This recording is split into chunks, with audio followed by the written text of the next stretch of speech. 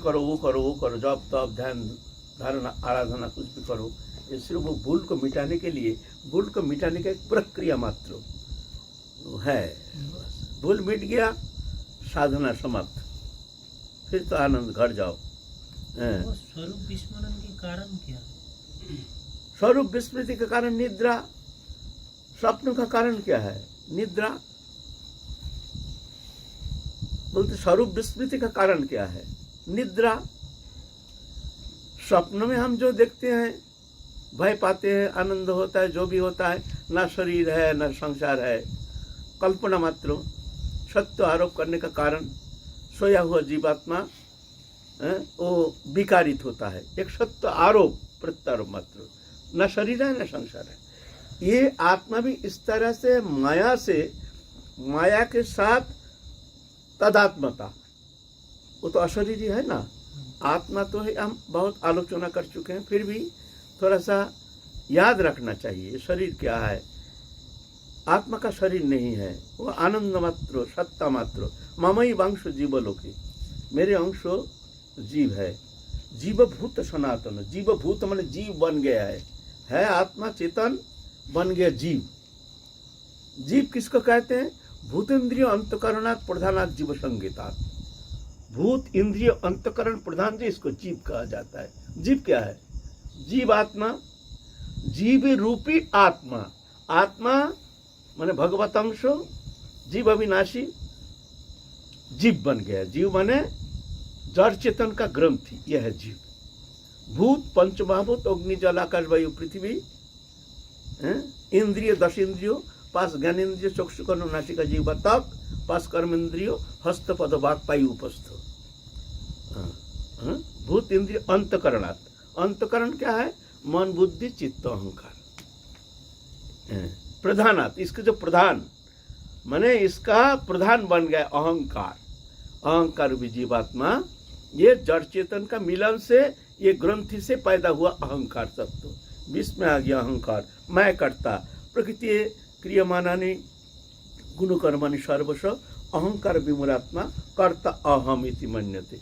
एकत्रितपन लेके वो भोगायतन शरीर को अपना स्वरूप मान करके ये संसार चक्र में वो स्वतंत्र बन करके, स्वतंत्रता ही उसका संसार बंधन का मूल जड़, स्वतंत्र बन गया है। बस यह है जीवात्मा। ये भ्रम को मिटाना है ना। जैसे सोया हुआ विकारग्रस्त होता है, तो जब तक वो जगता नहीं है तब तक जाकर के वो विकार से मुक्त नहीं होता है। स्वप्न अवस्था में जो भी विकार होता है, विकृति होती है, भय होता है, आनंद होता है, दुख होता है, शोक होता है, मोह होता है ना स्वप्न में। स्वप्न में होता है कि नहीं? लेकिन है तो नहीं कुछ वहाँ। ये दृश्यमान जागतिक जो अवस्था शरीरधारी जो है, ये भी ऐसे ही स्वप्नवाद, बस ये सत्यता है नहीं।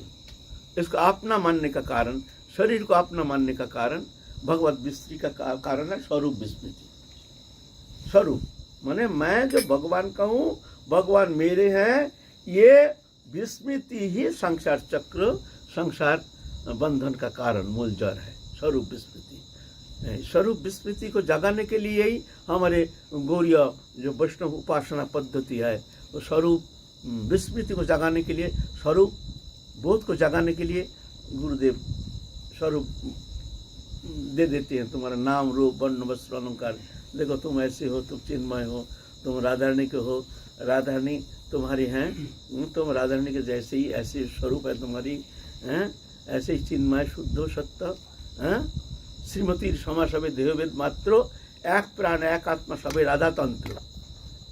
श्रीमती क्षमा सभी राधारणी के जैसे ही, एक एक डिटो एक राधारणी की स्वरूप जैसे, एक प्राण एक आत्मा, एक प्राण एक आत्मा, ऐसे अलग नहीं है। ऐसे ही ये स्वरूप को जगाने का, उस स्वरूप में स्थित होने का प्रक्रिया। इसीलिए कहते हैं स्वरूप चिंतन करो। गुरु प्रदत्त जो स्वरूप है, सोचना चाहिए साधन अवस्था में। सिर्फ क्रियात्मक नहीं, क्रिया करते हैं, नाम जप ध्यान धारणा सभी करते हैं, लेकिन हमारा भावनात्मक परिवर्तन होता नहीं है। क्यों? हमारा भावना में हम जाते ही नहीं। भावना करने के लिए, चिंतन करने के लिए हम तैयार ही नहीं। हमें क्रिया को भजन मान करके क्रियात्मक जो भी क्रिया कर्म करते हैं, ध्यान धारणा उपासना, आज का भजन हो गया, मन जहाँ के तहाँ पड़ा हुआ है, संसार चक्र में ये करना है, वो करना है, वो करना है, स्त्री पुत्र कुटुंब परिवार, ये सब काम धाम, ये सब भावनात्मक परिवर्तन जरूरी है। भावनात्मक परिवर्तन, तो आप जाके धीरे धीरे धीरे धीरे इसका ग्रंथि ढीला होता है, एक समय जाकर के अपना स्वरूप में स्थित हो जाता है, तो जड़ीय ग्रंथि खुल जाता है। जैसे सर्प जैसे आपने केचुली छोड़ता है, इस तरह से जड़ीय ग्रंथि खुल जाता है, स्वरूप में स्थित हो जाता है। यह है मुक्ति, परामुक्ति। जदगत्ता न निवर्तन्ते तद्धाम परमं मम, जहाँ जाने से फिर कभी लौट के आता नहीं है, यह है हमारी परम धाम, है ना। यह है प्रक्रिया।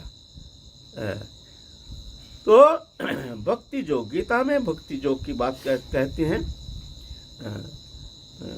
बोलते हैं अभ्यास करो, अथ चित्तं समाधातुं न शक्नोषि मयि स्थिरम् अभ्यास योगेन तत्त्व ममिच्छाप्तुं धनंजय। अर्जुन, स्वाभाविक रूप से तुम्हारा मन अगर भगवत चिंतन में नहीं लगता है तो तुम अभ्यास करो, पहले अभ्यास करो। अभ्यास और योगयुक्तेन चेतसा अनन्यगामिना परमं पुरुषं दिव्यं जाति पार्थ अनुचिंतन। ये अनुचिंतन करने का अभ्यास करना पड़ता है, एकांत में रह करके। एकांत नहीं हो, कम से कम घर में प्रातः काल जितना जल्दी उठो, अंधकार जब सो जाते हैं, ये उत्तम समय है भजन के लिए। ऐसे दिन में भजन होता नहीं है, एक क्रियात्मक होता है, भावनात्मक होना संभव नहीं है, क्योंकि हल्ला गुल्ला नाना प्रकार वातावरण, इसका बात उसका बात, इससे बात करना, ये सब व्यवहारिक जीवन में हम इतना उलझ जाते हैं, जो वहाँ भावना के परिवर्तन लाना हमारे लिए कठिन हो जाता है। इसलिए एकांतता, एकांतता, घर में एकांत में सबसे उत्तम समय है। जितना जल्दी प्रातः काल जितना जल्दी उठ सकते हो, सब सो जाते हैं, उस समय आसन में बैठ जाओ। ये उत्तम समय है अभ्यास। जो बोलता है वो अभ्यास करेंगे, हमारा अभ्यास करने का समय नहीं, हमारा मन नहीं, तो हम क्या करेंगे? बोलते हैं अभ्यास असमर्थ हो से मत कर्म परम भव। अगर अभ्यास से भी तुम असमर्थ हो तो मेरे कर्म करो।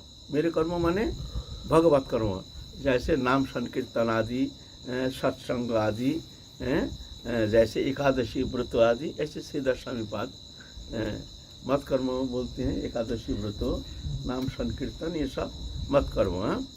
और एक मत कर्म है भगवत कर्म, माने भक्त सेवा, भगवत भक्त का सेवा।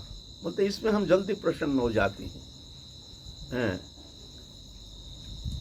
जे में भक्त जना पार्थ न भक्त ते जना मद भक्तांच जे में भक्तस्ते में भक्तोत्तम मता। जो हमको भक्ति करता है मैं उसको भक्त नहीं मानता हूँ। हमारा भक्त से जो प्रेम करता है, सेवा करता है, मैं उसको उत्तम भक्त मानता हूँ। एतेक वैष्णव सेवा परम उपाय। साधु संत वैष्णव सेवा। अगर तुम्हारे भजन में मन नहीं लगता है तो मेरे कर्म करो, मैंने संत सेवा, गुरु सेवा, इसमें रत रहो। यह मत कर्म मदर्थम भी कुर्बान सिद्धि मवाप्स्यसि। हमारे लिए, हमारे प्रसन्नता के लिए अगर तुम मेरे कर्म करते हो तो इसमें भी तुम सिद्धि प्राप्त कर लोगे। हम तुमको समस्त सिद्धि प्रदाता, हम तुमको सिद्धि माने संसार चक्र से मुक्त करा करके हम परम धाम प्राप्त करा देंगे। यह है मुक्ति। अभ्यास समर्थ से मत कर्म परम भव मदर्थम अपि कुर्बान सिद्धि मवाप्स्यसि। अथई तदप्त शक्त हो कर्तुमश्रित सर्वकर्म फलत्येक तत्कुरु जतत्वा। बोलता है इसमें भी तुम असमर्थ हो, नहीं वो हमारा बस इतना हम क्या करें, हमारा साधु संत में तो श्रद्धा नहीं, उतना हमारा होता नहीं है, तो क्या करें?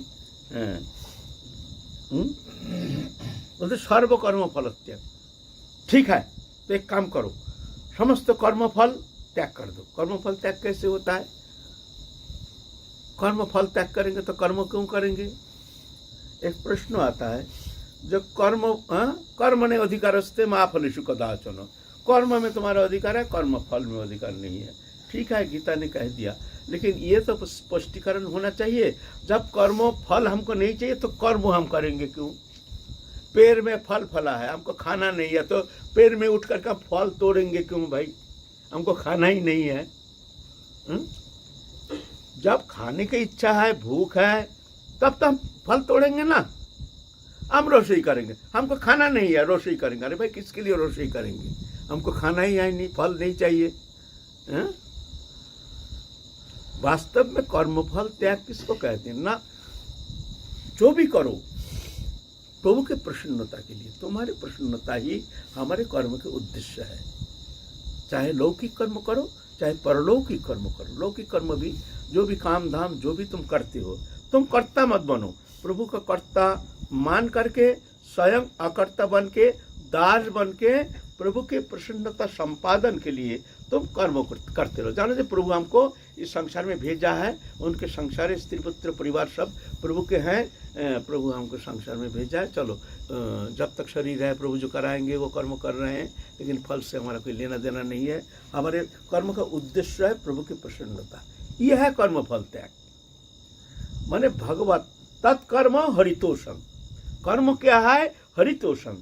जिस कर्म से भगवान प्रसन्न होते हैं वो है कर्म। तत्कर्म क्या कर्म? हरितोषम। भगवान प्रसन्न होते हैं जो कर्म से, वो कर्म है। बाकी अकर्म है, वो बंधन का कारण है।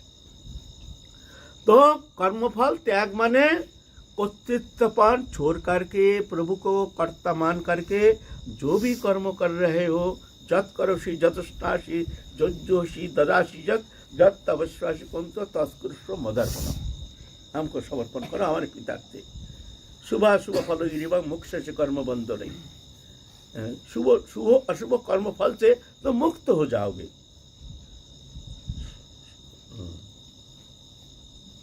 संन्यास जुगजुग पत्मा विमुक्त मापश्य। इसे कर्म बंधन से मुक्त होकर तुम हमको प्राप्त कर लोगे। यह कर्म समर्पण। ये मत कर्म, इसी को कहते हैं मत कर्म। मत कर्म परम भव। सर्व कर्म फल ततो कुरु जथातुवान। तुम कर्म फल इस तरह से संसार में अकर्ता बन के तुम संसार कर्म करते रहो। अगर ऐसे तुम करोगे मेरे उद्देश्य से, मेरे प्रसन्नता के लिए अगर तुम कर्म करोगे, तो तुम कर्म में कोई फल में तुम लिप्त तो नहीं होगे। जथा ब्रह्मण्याध्यायी कर्माणि संघं त्यक्ता करोति ज लिप्यते न स पापेन पद्मपत्र विभंबसा। भगवान में समस्त कर्म समर्पण करके जो संसार में कर्म करते हैं, कर्म से मुक्ति नहीं। तो कमल दल में जैसे पानी संस्पृष्ट नहीं होता है, ऐसे ही संसार में रह करके भी वो समस्त शुभाशुभ कर्मों से मुक्त रहता है। लिप्यते न स पापेन। कैसे ना? पद्मपत्रम एवं अंबुषा। जैसे जल कमल पत्र में जैसे मिलता नहीं है, लिप्त तो नहीं होता, ऐसे संसार में होता है। सर्वकर्म फलोत्तम ततो कुरु जथातुवान। श्रेय गणवशात् गणात् धनं विशिष्यते धनात् कर्म फलस्तगच्छन्तिरनन्तरम। हम भक्ति जो कहते हैं, बोले श्रेय है ज्ञान। ये ज्ञान प्राप्त करना। हम लोग ज्ञान प्राप्त कर रहे हैं, सुन रहे हैं, शास्त्र अध्ययन कर रहे हैं, उसमें ज्ञान प्राप्त कर रहे हैं। जानना जरूरी है हमको, क्या करना चाहिए क्या नहीं करना चाहिए। ज्ञान प्राप्त नहीं होने से हम आगे कैसे बढ़ेंगे? इसलिए हमको मार्ग चाहिए। मार्ग जानने के लिए हमको साधु संग सत्संग करना चाहिए, गुरु सान्निध्य में जाना चाहिए। तद विद्धि प्रणिपातेन परिप्रश्न सेवया उपदीक्षन्ति ते ज्ञानं ज्ञानिनः तत्त्वदर्शिनः। फिर उनसे प्रश्न करके, जिज्ञासा करके हमको जानना चाहिए। तो ये ज्ञान प्राप्त से इससे भी उत्तम है श्रेय ज्ञानवशात् ज्ञानाध्ययनं विशिष्यते। ध्यान माने चिंतन करना, इससे भी उत्तम है चिंतन करो, भगवत चिंतन।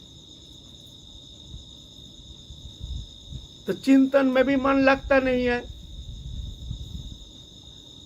धनात् कर्म फलस्तगच्छन्ति निरंतरम। अगर इससे भी अच्छा है जो कर्म फल त्याग कर दो, माने भगवत पितार्थे समस्त कर्म तुम समर्पण करके तुम दृष्टा बन के अगर तुम संसार में रहोगे तो तुम कोई पाप में लिप्त तो नहीं होगे। अंतिम काल भगवान तुमको समस्त कर्मों से मुक्त करा करके अपना धाम ले जाएंगे। ऐसे गीता कहते हैं, है ना? गीता ऐसे कहते हैं। यह है सरल उपासना पद्धति। सब रकम उपासना कहते हैं। देखो ऐसे मन नहीं लगता है तो ऐसा करो, ऐसा नहीं लगता है तो ऐसा करो, ऐसा नहीं लगता, एक तो मार्ग तुम अवलंबन करो। कौन सा मार्ग में तुम चल सकते हो, कैसे हमको उपासना करना है, हमको भगवत प्राप्ति करनी है, कैसे भी हो शरीर रहते रहते, अगर इस शरीर रहते रहते हमको भगवत प्राप्ति नहीं हुई तो फिर मरने का बाद कहाँ तुम कौन शरीर प्राप्त हो करोगे, कोई ठिकाना थोड़ी है। ना जाने काल चक्र माया तुमको कौन जोनी से कौन जोनी ले जाएगा तुम तो जानते नहीं हो। वो तो विवश, तुम्हारा चेष्टा तुम्हारी इच्छा कोई काम में आएगा नहीं।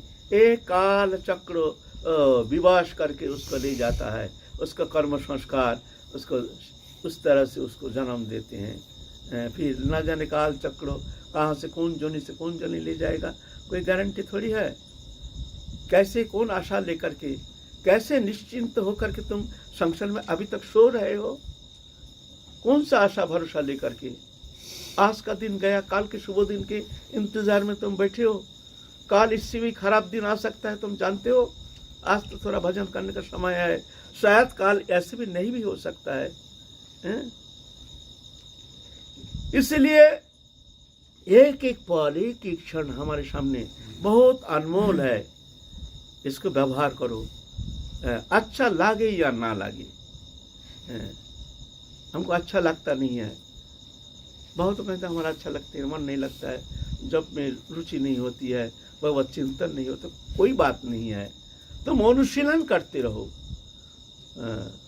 भगवान तुमको फुल पेमेंट करेंगे, कंपाउंड इंटरेस्ट के साथ तुमको पेमेंट करेंगे। भगवान अकृतज्ञ है नहीं, भगवान तो देखते हैं ना, जब मायाबद्ध जीव है, इसका मन लगता नहीं संसार में, मन उसका मन संसार के प्रति आवेशित चित्त वृत्ति है। तो भगवान जानते हैं मेरी माया है। दो भी जैसा गुणमयी मम माया दुरत्तया ममे बहुचे प्रबद्धन्ते माया में तंग तरंती ते। ये त्रिगुणमयी माया अतिक्रम करना जीव में कोई सामर्थ्य है नहीं, इतना शक्ति भगवान दिए नहीं है जो जीव निज चेष्टा के द्वारा संसार चक्र से मुक्त होकर के परम शांति पद प्राप्त करेंगे।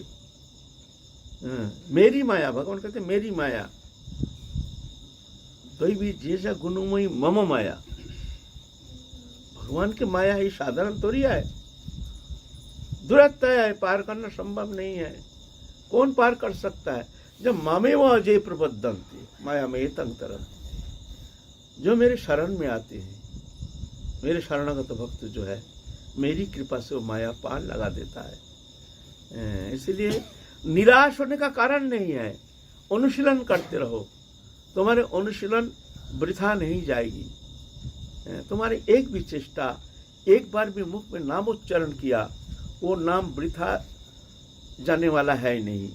एक बार भी कुछ पल के लिए भी तुम ठाकुर जी के लिए थोड़ा सा चिंतन करने का प्रयत्न किए तो तुम्हारी वो चिंता वृथा नहीं जाएगी। थोड़ी से समय के लिए भी तुम भगवत सेवा में अपने शरीर को तुम नियोग करोगे, वो वृथा नहीं जाएगी। तुम्हारे क्षुद्र चेष्टा भी अगर साधु सेवा के लिए, संत प्रसन्नता के लिए, संत सेवा के लिए तुम नियोग करोगे तो तुम्हारे वो सेवा चेष्टा वृथा नहीं जाएगी, है ना। पैसा से सेवा नहीं होती है, पैसा से सेवा नहीं होती है। राष्ट्रीय यज्ञ किए युधिष्ठिर महाराज, जब कुरु पांडव का युद्ध हो गया उधर तो राज ले लिया, युद्ध किए, युद्ध करने के बाद राष्ट्रीय यज्ञ किए। तो यज्ञ में समस्त देवर्षि राजर्षि सब मुनि ऋषि आदि सब निमंत्रित होकर आए हैं, साधु संत सेवा सब प्रसन्न हो गए हैं। तो यज्ञ स्थल पर यज्ञ समाप्त हो गया तो एक नेवला आकर के वो लोटपोट खा रहा है यज्ञ स्थल पर। उसका आधा अंग है सोने का, आधा अंग स्वाभाविक जैसे नेवला का होता है, ऐसा अद्भुत जीव लोटपोट खा रहा है। कृष्ण आए हैं, युधिष्ठिर महाराज आए हैं, कहते हैं क्या है भाई, तुम कौन हो? जी प्रभु, मैं ऐसा हुआ, हमने एक यज्ञ अनुष्ठान में गया था, उस यज्ञ में हमने लोटपोट खाया, लोटपोट खाने से हमारा आधा हिस्सा तो सोने का हो गया। तो हमने सोचे ऐसे यज्ञ अनुष्ठान जहाँ होगा हम वहाँ लोटपोट खाएंगे तो बाकी हिस्सा भी हमारा सोने का हो जाएगा। तो हमने सोचा है कि ऐसे राष्ट्रीय यज्ञ हुआ है तो यहाँ भी थोड़ा लोटपोट खाएंगे तो हमारा आधा सोने का होना चाहिए, तो कुछ हुआ नहीं। वो यज्ञ जो तो इससे भी बड़ा यज्ञ था, जो देखो वहाँ लोटपोट खाने से हमको हमारे शरीर का आधा अंग सोने का हो गया, लेकिन यहाँ तो हुआ नहीं। हमने सोचा यहाँ तो इतना बड़ा यज्ञ हुआ, तो कौन सा यज्ञ, सब पंच पांडव आए हैं, कृष्ण आए हैं, कौन सा यज्ञ, ऐसे कौन सा यज्ञ हुआ। हम लोग तो पुराण में बहुत सारे यज्ञ सुने, राष्ट्रीय यज्ञ, अश्वमेध यज्ञ, ऐसे नाना प्रकार यज्ञ के कितना नाम है, बड़े बड़े राजा, चक्रवर्ती राजा बड़े बड़े यज्ञ अनुष्ठान किए हैं, लेकिन ऐसे तो सुने नहीं है। भाई कौन सा यज्ञ?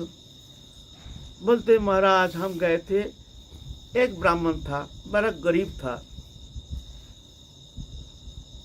3 दिन खाने को कुछ मिला नहीं, भिक्षा करने गए, भिक्षा में कुछ मिला नहीं। 3 दिन पीछे एक दिन थोड़ा सा जो भी मिला भिक्षा करके बैठे हैं, घर में पुत्र है, पुत्र वधू है, माता पिता है और बच्चा है। अब प्रसाद ग्रहण करेंगे, बहुत भूखे हैं, प्यासे हैं, पानी भी मिलता नहीं है, बहुत दूर से पानी लाना पड़ता है, ऐसे दरिद्री जीवन है। तो वहाँ जाकर के प्रसाद पाने बैठेंगे, पाँचों बैठे हैं, इतना समय एक चंडा लाए हैं, आके कहते हैं हम भूखे हैं, हमको कुछ खाने दो, हम बहुत भूखे हैं। तो घर के जो कर्ता है वो कहते हैं ठीक है तुम लोग खाओ, हम अपना दे दें, फिर हम पानी से भी मिटा लेंगे, फिर पीछे जा कर के देखेंगे प्रभु जैसा इच्छा। अतिथि इस तरह से जाना नहीं चाहिए। तो अपना थाली दे दिए, ये लोग खा के बोलते हैं हमारा पेट नहीं भरा। तो जो उनकी पत्नी, वृद्धा पत्नी, वो कहते हैं मेरी थाला दे दो। तो थाली लेकर के दे दिया, खा लिया, बोलता हमारे पेट तो भरा नहीं। पुत्र कहते हैं ठीक है मैं दे देता हूँ, तो अपना थाली लेकर के दे दिया, मेरे भरा नहीं, बोलता हमारे पेट भरा नहीं।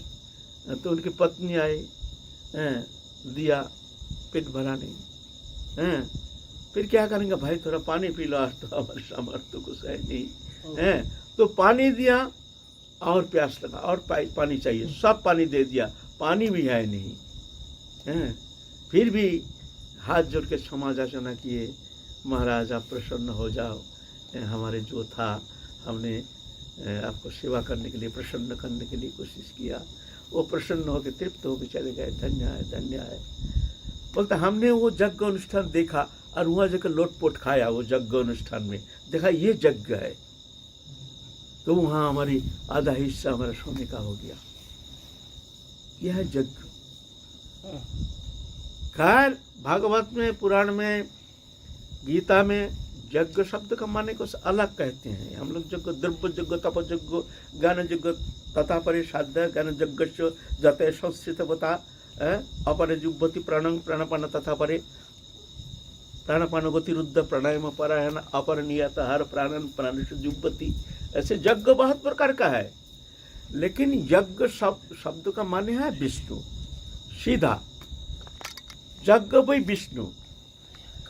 भगवान विष्णु के प्रसन्नता के लिए जो अनुष्ठान किया जाता है वह है यज्ञ, भगवत सेवा है ना, भगवत प्रसन्नता है यज्ञ, ऐसे माने करते हैं हमारे श्रीधर स्वामी बाद। यज्ञ वही विष्णु, विष्णु प्रसन्नता के लिए जो अनुष्ठान किया जाता है वह है यज्ञ, है ना। तो ये बात जब पैसा से ही सेवा होती है ऐसे बात नहीं है। पैसा बहुत तो धन है, बहुत है, 2 नंबरी पैसा भी बहुत है, दान भी करते हैं, ऐसा थोड़ी है। स्वपार्जित अर्थ, कष्ट से अर्जित अर्थ, ये पैसा बड़े श्रद्धा के साथ दान करते हैं। ऐसे दान अगर साधु संत में होता है, एक साधु अगर प्रसन्न हो गया तो उसमें उसका बेड़ा पार लग जाएगा। हम साधु सेवा करते हैं, यहाँ साधु सेवा करते हैं मतलब सब तो एकदम से तुरीय अवस्था में ऐसे तो साधु सब है नहीं, हम जैसे भी दो चार मिल जाएगा। हाँ, तो एक साधु भी उसमें अगर सही साधु भगवत भक्त हो, प्रसाद पा लिया तो मान लो तुम्हारा बेड़ा पार, है ना। तो यह है सेवा। ऐसे अगर तुम्हारा भजन नहीं होता है तो साधु संतों वैष्णव का सेवा करो, गुरु सेवा करो, इसमें भी तुम परम कल्याण लाभ करने में समर्थ हो जाओगे प्रभु की कृपा से। भगवान ऐसे कहते हैं गीता में। तो हम लोग फिर काल आगे चलेंगे, काल गीता के संबंध में भक्ति योग में और आगे चलेंगे। गुरुदेव कोई सेवा बोलेंगे, आदेश करेंगे, अगर वो सेवा शिष्य के लिए करने का थोड़ा ज़्यादा कठिन है या उसको लगता है मैं कर नहीं पाऊंगा, तो क्या गुरुदेव से निवेदन करेंगे या गुरु आज्ञा सर्वपरिणाम के करेंगे? 10 लोगों के लिए रसोई बनाने का उनका कर्तव्य है, शक्ति है। गुरुदेव 100 लोग आगे 100 लोगों के लिए रसोई बनाओ, अगर गुरु जी बोले तो क्या करेगा शिष्य? ये तो ये प्रश्न, अब सामर्थ्य नहीं है, गुरुदेव आदेश कर दिया, हमारा 1 लाख नाम नहीं होता है, गुरुदेव कह दिया तुम 3 लाख नाम करो, तो बड़ी मुश्किल की बात है ना। हमारा 1 लाख नाम होता नहीं है सारा दिन में। अगर गुरुदेव कह दिया तुम 3 लाख नाम करना रोज, हम कहाँ तक आदेश पालन करेंगे? तो गुरुदेव को चरण में निवेदन करना चाहिए काय मन बच्चों से। कोशिश करके भी अगर नहीं होता है तो गुरुदेव को क्षमा याचना करना चाहिए, जो गुरुदेव हमसे इससे अधिक होता नहीं है। एक दिन में ज़्यादा से ज़्यादा कितना नाम हो सकता है? कोई कहता है सबके लिए एक नहीं, सबका नाम की गति सबके लिए समान नहीं है। किसी का 1 लाख नाम करने में 6 घंटा लगता है, किसी का 5 घंटा लगता है, किसी का 4 घंटा, किसी का 3 घंटा, किसी का 2 घंटा, किसी का 1.5 घंटे, ये भी होता है, इतना भी है स्पीडी है, ऐसा नहीं। अब नाम की गति किसका कैसा है इसके आधार पर उसके ऊपर समय भी देना चाहिए। नाम की गति प्लस समय, तब जाके काउंट किया जाता है वो कितना नाम कर सकते हैं। ये सबके लिए एक साथ थोड़ी होता है। हमारे गुरुदेव, हम पहले आए हैं एक वैष्णव सेवा के बारे में। हम घर छोड़ के आए हैं गुरुदेव के पास, तो बड़ा त्याग तितिक्षा, धूप में रह करके खाना नहीं पीना नहीं, आश्रम में तो 1 रोटी मिलता नहीं था, आश्रम में 1 रोटी हमारे लिए उपलब्ध नहीं था। तुम आश्रम का खा नहीं सकते हो, आश्रम की कोई चीज़ व्यवहार नहीं कर सकते हो, 1 गिलास पानी भी तुम्हारे लिए है नहीं।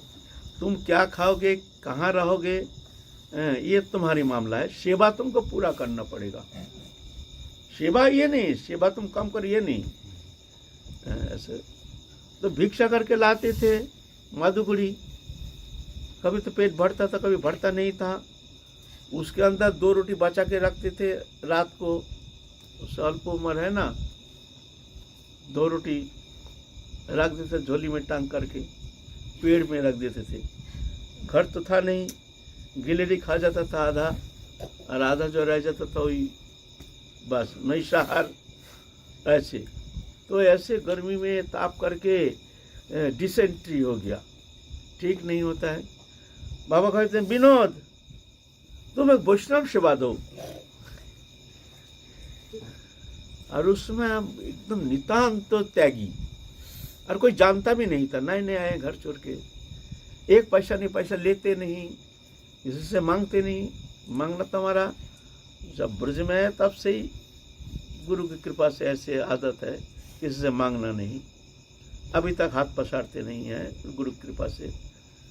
तो क्या करें अब, वैष्णव गुरुदेव आदेश किया वैष्णव सेवा करो, अब क्या करें, सोच से गुरु आदेश, सेवा भी करना पड़ेगा और मांगना भी है नहीं, तो चून भिक्षा करो। 2 दिन तो चून भिक्षा किया, आनौर में किया, और उधर राधा कुंड के पास जो गाँव है मुगराई ना, वो रास्ते में चलती जो गाँव में, वहाँ किया, आनौर में किया 2 दिन, कुछ आटा इकट्ठा किया।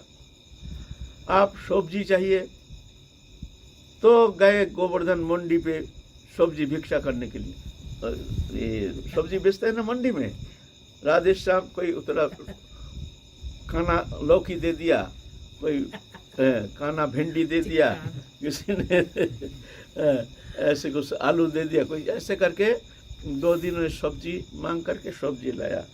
अच्छा सब्जी हुआ, आटा हुआ, आप क्या करें, अब तेल मसाला कहाँ से मिलेगा भाई? तो आप बोले भाई भिक्षा दो भाई गुरु भाई। तो किसी ने 1 रुपया दिया, किसी ने 2 रुपया दिया, उसमें अभी से 40 साल पहले 2 रुपया दिया, ऐसा करके 5 रुपया 7 रुपया हुआ। आप गुरु जी के सामने रख दिया, ए लीजिए आपका वस्तु, इससे ज़्यादा हमसे होगा नहीं, इसे वस्तु हो तो ठीक है, नहीं तो हमसे होगा नहीं।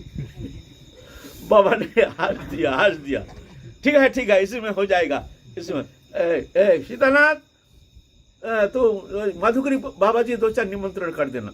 ये सारा लोग की और इसमें इधर साधु से बहुत ही नहीं है। 2 रुपये का पैसा से क्या मार्केट होता है, तेल होता है। एक दिन गए थे प्रेम सरोवर से, एक बार थोड़ा सा चावल मिल गया, सोचे हम प्रेम सरोवर रहते हैं, चौवन्नी मिल गया, चौवन्नी था भाई। बाबा सोचे है कई दिन तो अन्न फन्न तो भूख लगा नहीं, आज थोड़ा सा चावल मिल गया, चलो थोड़ा रोटी करेंगे, अब पैसा है नहीं, चौवन्नी लेके गए हैं। ये जो लंगड़ा बेनिया है उसके दुकान था बाजार के भीतर, हुई इधर तुम जानते नहीं हो, वहीं था उसका दुकान, थाने का गली के वहीं पर दुकान था उसका पहले। तो उसका अभी लड़का सब है ना, छोटा था, बच्चा था उसका लड़का लोग। हमने गया भाई तेल दे, चौवन्नी दे दिया, वो हमारे मुंह की तरफ देख रहा है, चौवन्नी का तेल, बोलो सरसों तेल चौवन्नी होता है। तो तेल दिया, तेल दुराक तेल से नीचे तक आ नहीं पाया, वो शीशी का वहीं पर रह गया, नीचे तक पहुंचा नहीं चौवन्नी का।